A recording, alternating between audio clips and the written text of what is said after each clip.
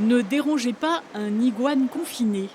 Il règne un silence de cathédrale à Nausicaa. Seul le bruit des machines, des bassins et des aquariums rappelle qu'ici vivent 58 000 animaux et 1600 espèces. Depuis le début du confinement et la fermeture au public, l'équipe de soigneurs est restreinte, divisée par 3. Mais visiteurs ou pas, la raie manta, par exemple, mange 8 kilos par jour en 2 fois. Ce matin, c'est à Morgane que revient cette tâche. C'est une toute autre organisation puisqu'on a un roulement, on est un petit peu moins de soigneurs en même temps, on va dire, sur le terrain. Donc on a un petit peu plus de boulot, on va dire. On se répartit d'une autre manière les tâches. Le confinement ne change rien puisque les animaux continuent de manger tout à fait normalement.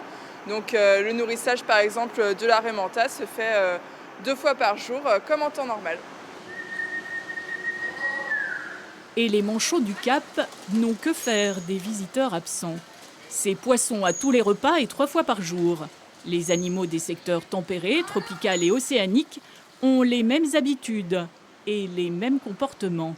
Seul changement, des espaces de liberté filmés et mis en ligne par Dominique Malvois. Un succès, plus de 400 000 vues. On a profité de ce moment pour montrer un peu ces petites vidéos un peu rigolotes, voilà, qui changeaient d'habitude, pour distraire un peu les gens qui nous suivent sur Internet, hein, sur les réseaux sociaux.